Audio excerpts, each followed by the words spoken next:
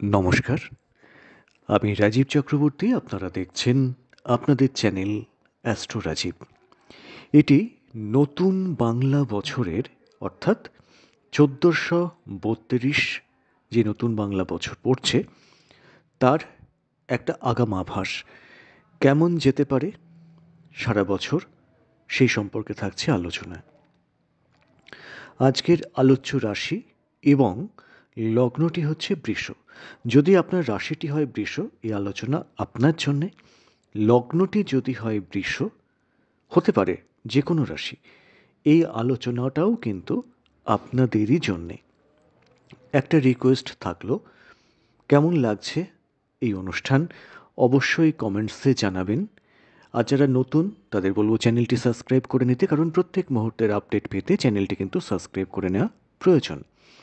মাসিক রাশিফল তো থাকেই, সে সঙ্গে থাকে ধর্ম আলোচনা। তো ফোন নাম্বার, হোয়াটসঅ্যাপ নাম্বার থাকলেও চাইলে যোগাযোগ রাখতে পারেন। চলে আসি মূল আলোচনায়। রাশি অধিপতি শুক্রদেব তার একাদশে তুঙ্গী অবস্থান, এবং সেখানেই চলে এসছেন আপনাদের যোগকারী গ্রহ শনিদেবের প্রবেশ। রাশিতে অষ্টম এবং একাদশপতি দেবগুরু বৃহস্পতির অবস্থান, এবং পরবর্তীকালে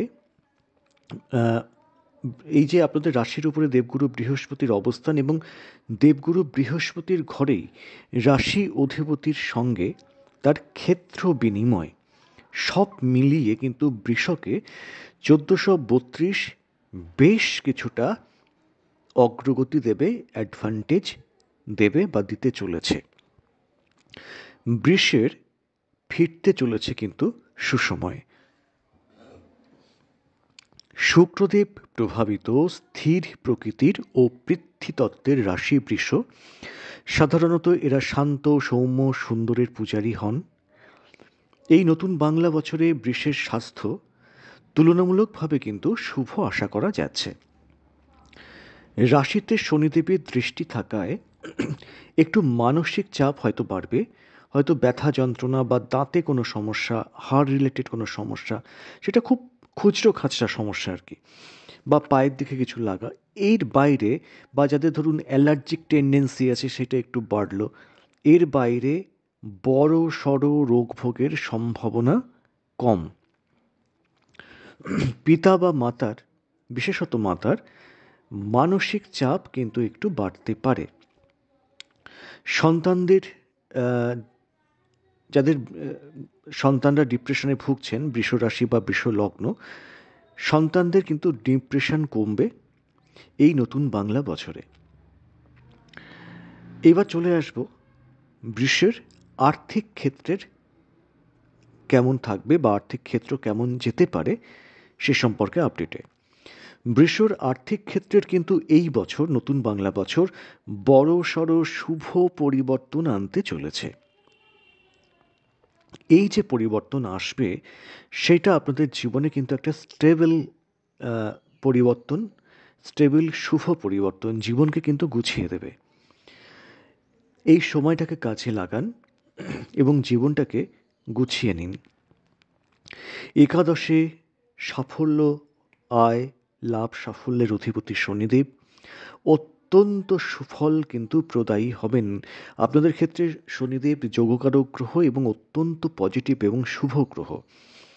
দ্বিতীয় একাদশপতি বেশ কিছুটা আর্থিক স্থিতি আপনাদের আনবে। তবে মনে রাখতে হবে, এই যে দ্বিতীয় বৃহস্পতি ট্রানজিট ঘটবে এবং তার উপরেও কিন্তু রাহু দৃষ্টি থাকছে, তাই নগদ টাকা হাতে না রেখে বরং বাবা মায়ের কাছে, যারা বয়স্কজন, যাদেরকে বিশ্বাস করেন আপনি, তাদের কাছে রাখতে পারেন বা ব্যাংকে রাখুন। নগদ টাকা হাতে রাখলে কিন্তু খরচ হয়ে যাবে, টাকা আসবে কিন্তু সেটাকে নানা কাজে, হঠাৎ হঠাৎ কোনো খরচ আপনাদেরকে কিন্তু বিব্রত করতে পারে। তাই টাকাটাকে নিজের কাছ থেকে অন্য কারোর কাছে রাখার চেষ্টা করুন। তো টাকা আসে কোথা থেকে? তিনটে জায়গা থেকে, নয় আমি চাকরি করি, নয় ব্যবসা করি, নয় সেলফ প্রফেশন।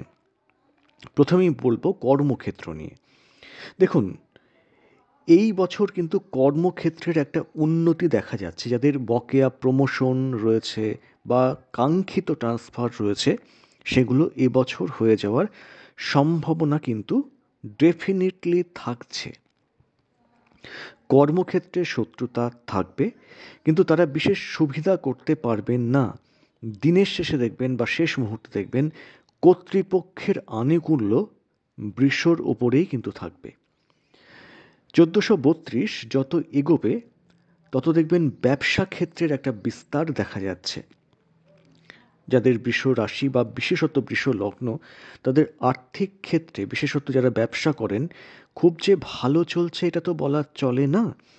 এই যে নতুন বছর আসছে, যত দিন এগোবে দেখবেন আপনাদের ক্ষেত্রে, ব্যবসার ক্ষেত্রে কিন্তু একটা বিস্তার দেখা যাচ্ছে। চাপা ভাগ্য কিন্তু খুলতে চলেছে ব্যবসা ক্ষেত্রে। যোগাযোগ বাড়বে। সেলফ প্রফেশনে যারা আছেন তারাও কিন্তু উন্নতির মুখ দেখবেন। পাথর চাপা কপাল বলে যারা বিগত 1.5 বছর প্রায় সময়টায় আফসোস করেছিলেন, তারাই দেখবেন হঠাৎ পাথর সরছে, সেখানে সূর্যের আলো প্রবেশ করছে, নতুন যোগাযোগ হচ্ছে এবং কিছু কাঙ্ক্ষিত এবং যারা আপনারা হয়তো অনেক দিন ধরে চেয়েছিলেন এই পরিবর্তনটা বা শুভ কিছু যোগাযোগ, দেখবেন সেই জিনিসটা কিন্তু হচ্ছে। কিন্তু একদিনে হঠাৎ কিন্তু কিচ্ছু হবে না। পরিষ্কার বলছি, একদিনে হঠাৎ হবে না। দেখুন, যেটা সত্যি সেটা সাফ বলে দেওয়াই ভালো, তাতে মানুষ সতর্ক হতে পারেন। তো সেক্ষেত্রে বলছি ধীরে ধীরে উন্নতি হবে এবং স্টেবল উন্নতি হবে, লিখে রাখবেন। এবং বছরের শেষে কিন্তু মনে থাকলে কমেন্টসে জানাবেন, কেমন? চলে আসি সম্পর্ক ক্ষেত্রে। দ্বিতীয় স্থানে তো অবস্থান করবেন দেবগুরু বৃহস্পতি, কিন্তু সেখানে রাহুর একটা দৃষ্টি থাকছে। ফলে বৃহস্পতির উপস্থিতির সঙ্গে রাহুর এই দৃষ্টি মাঝে মাঝেই আত্মীয় স্বজন বা পরিমণ্ডলে একটা অশান্তি তৈরি করবে। কিন্তু যেহেতু সেখানে দেবগুরু বৃহস্পতি আছেন, সব কিছু কিন্তু সমঝে যাবে বা সেটা সামলে যাবে। মাত্রা ছাড়া কিছু হচ্ছে না। বাকস্থানে দেবগুরুর অবস্থান এবং বাকস্থানেই রাহুর দৃষ্টি, দুটো জিনিস একটু সাবধানে। সেটা হচ্ছে বাক্য দোষে কোনো ক্ষতি হতে পারে, তাই বাক্য সংযমের একান্ত প্রয়োজন থাকছে এবছর।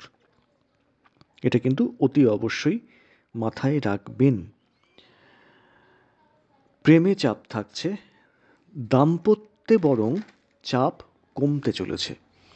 যাদের বিয়েতে বাধা আসছিল, বিগত 1.5 বছর বিয়ে ঠিক হয়ে গেছে, হলো না, নানা কারণে হলো না, বা অনেকেই এমন হয়েছে যে বিয়ে ঠিক হয়েছে সেটা ভেঙে গেছে, ডিপ্রেশন বা ফ্রাস্ট্রেশন থেকে এমন কিছু ডিসিশন নিয়েছেন যেটা পরবর্তীকালে হয়তো আপনাদের মনে হচ্ছে এটা না করলেই হতো।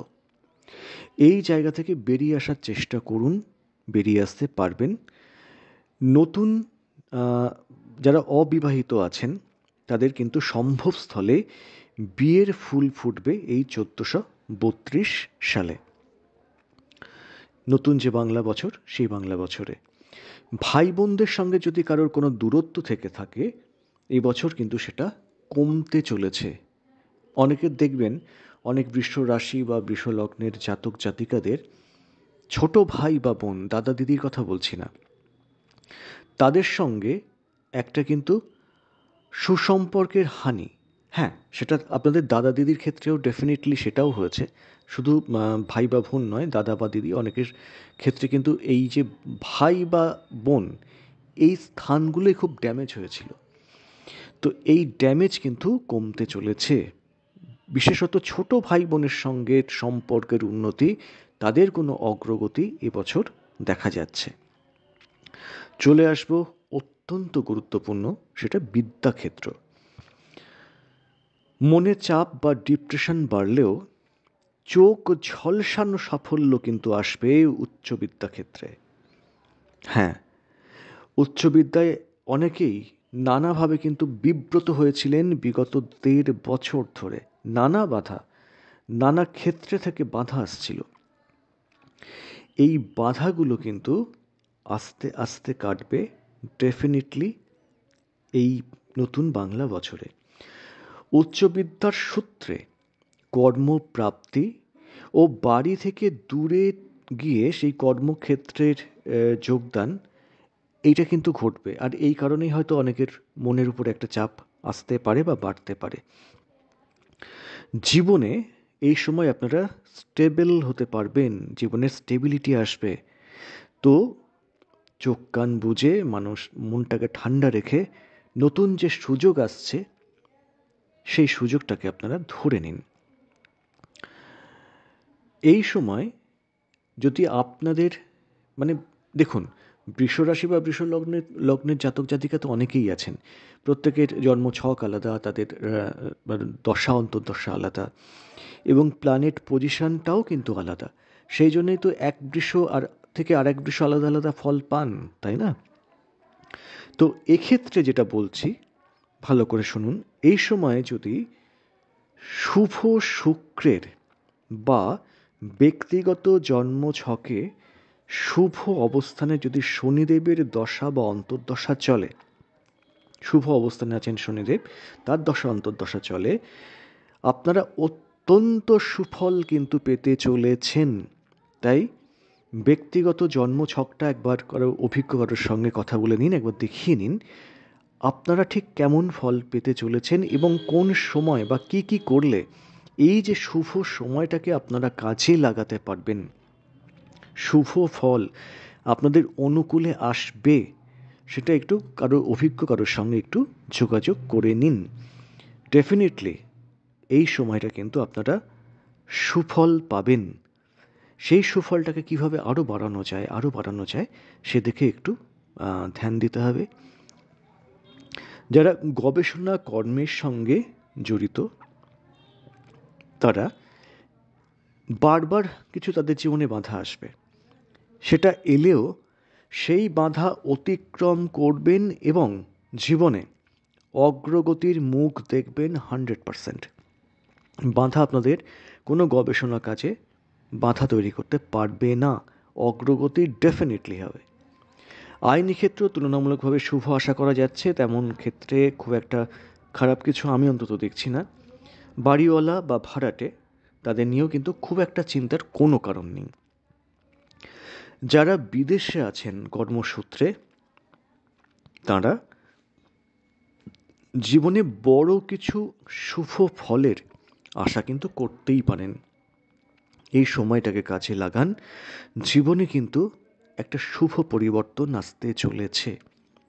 কেমন লাগলো জানাবেন। আজ এ পর্যন্তই। নমস্কার।